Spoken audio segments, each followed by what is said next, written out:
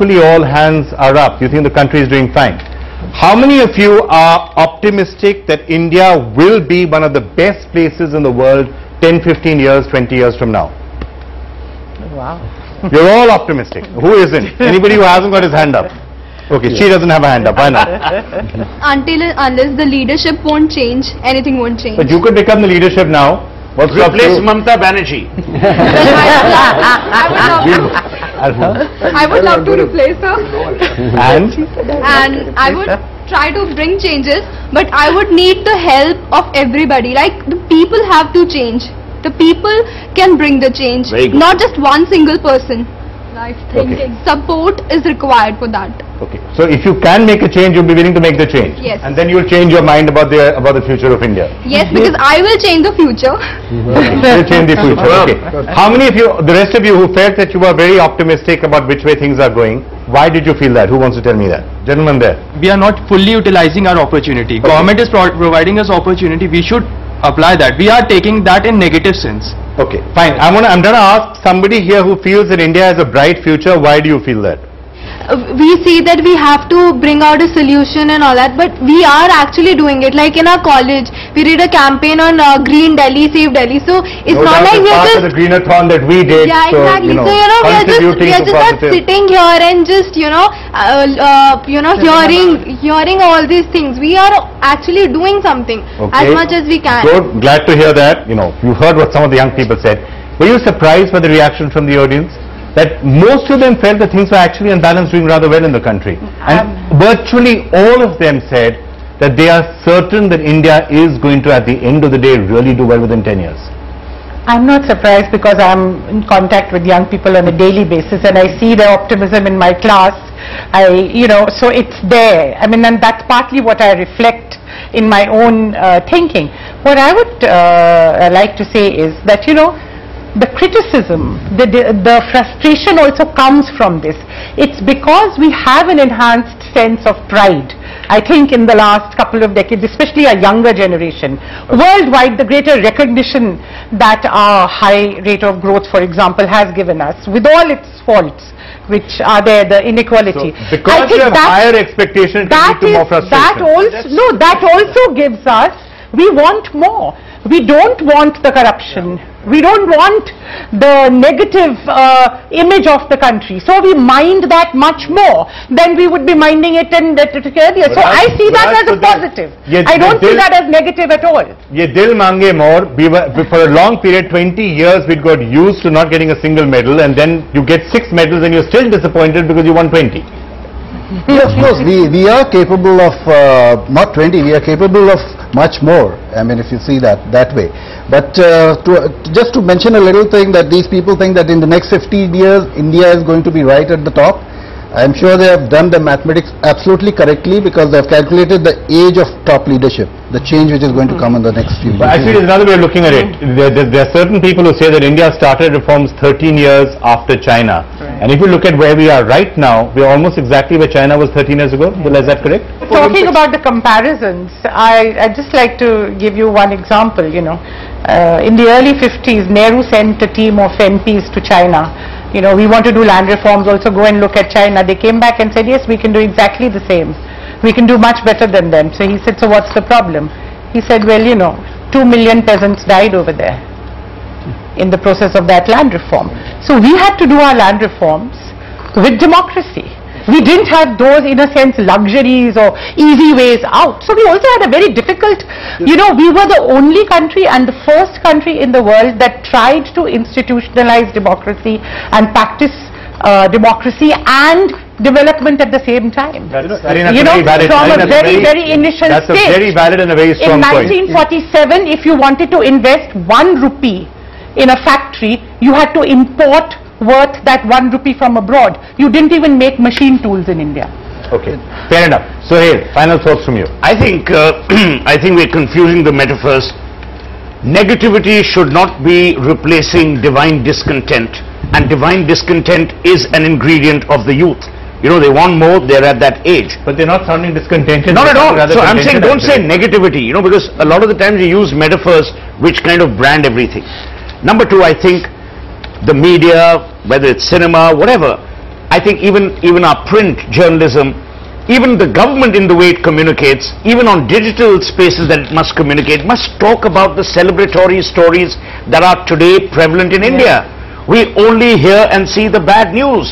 So I hope you can sleep well at night tonight, thinking that you were partly responsible for building a negative image of India. I spent 1 hour trying to tell everyone that should be negative. I'm not saying it. I do it all the time. Why don't you rebrand this program and call it The Big Love? Why is it The Big Fight? Because it was a name. The answer to that question, by the way, as a matter of historical insight is, he was one of the people who suggested the name. But I've changed, like India. No, I think, young people and hearing them is what gives one hope. I also teach and for the same reason.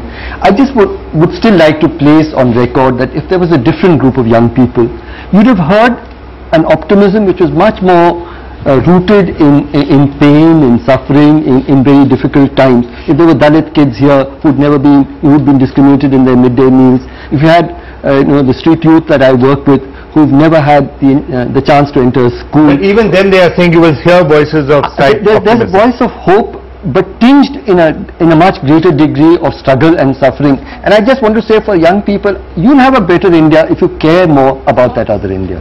All right, fair enough. Well, two things. And because, can I just ask you, taking up from what Harsh said, is that also one of the changes that we are seeing? Because I do feel a greater sense of exactly what Harsh was saying, empathizing with other parts of India. If you see this week, for example, the amount of genuine misery that I have seen among various people, why is it that people from the northeast are being driven from their homes and sent out? It's genuinely bothering a lot of people.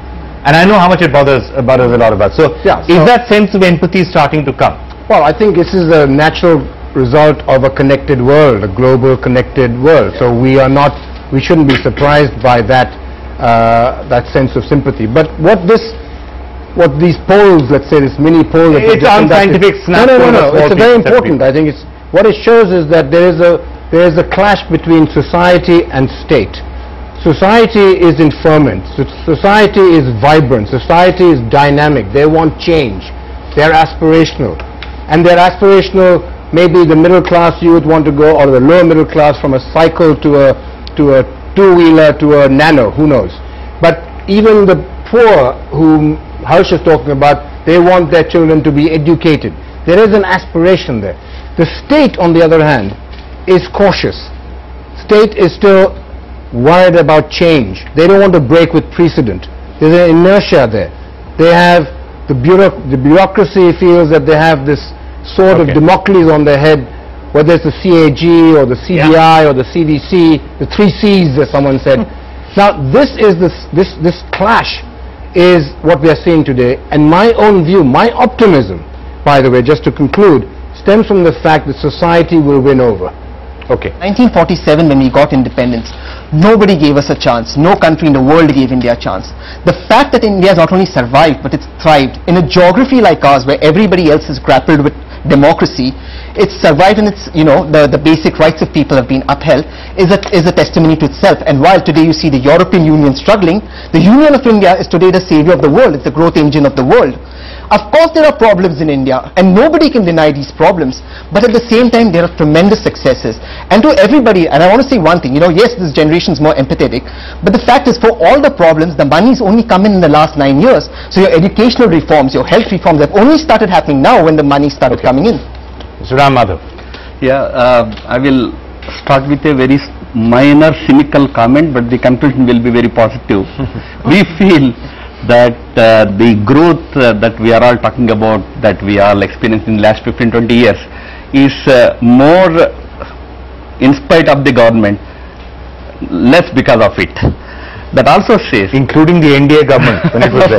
I talked about 20 years, you can take your own meaning. Okay, fine. But having said it, now that shows the mood of the country, and I am very hopeful, because today the democracy is also, the political system is also facing the heat of this mood. Today, to put it crudely, no Bahubali can get elected easily, no wrong politician can get elected easily. At the lower levels, it is becoming much more vibrant, much more flawless, At the higher levels, it will take some more time. But this churning will lead to a better tomorrow, not to anarchy. I am quite hopeful based on our own experience of interacting with the youth of the country. All right, let's certainly hope you're correct in that. Jerry, final thoughts from you. Yeah, I think we all need to massively upgrade our ambition. We need highways crisscrossing the whole nation, but with two-wheelers and buses running on them and not only cars. We need vibrant cities, but we need farming to be a viable and proud career option. Okay. We need industry, but we need it not at a cost of people who are displaced. We need electricity for 24 hours, but we should say that we need electricity for 24 hours, but not at the cost of millions of people getting displaced. If that means that we have to pay 50 paisa or 1 rupee extra per unit, somebody should come and tell us, and we should be the first to stand up and pay. I think we need to massively upgrade our ambition, and we can do it. All right, fair enough. If I could just ask all the members of the panel one word each. If you had to, given everything that's happened, all the problems, the power failures, the electricity cuts, governments that don't work, lack of governance, and all the positive stories, everything put together, if I was to ask you about your view in the next 10 to 15 years of India, like I asked the audience, would you say optimistic, cautious, worried? Which one would it be? Mildly optimistic. Mildly optimistic. Mr. Ram Madhav. I'm fully optimistic. Fully optimistic. Fully optimistic. Fully optimistic. Optimistic. Optimistic. Mildly optimistic because we've left people out. We left people. Mildly optimistic. Neither of them. Bumblebee. Bumblebee. What does that mean? You see, aerodynamically, the bumblebee isn't supposed to fly, but the bumblebee doesn't know that, so it flies happily. Going by what everyone says, we're not supposed to succeed, but India will succeed. So we will be successful, we'll be vibrant, and we will have a more reformed media. Optimistic. You're also optimistic. Okay, fine. Yes, optimistic. Okay, so that's on with that note of some consensus, which is rare on the big fight. Everyone's optimistic on the future of India, despite all the problems. I think that's the perfect way to end the program in this special episode in the week that we did have our Independence Day. Thanks for watching. Bye for now.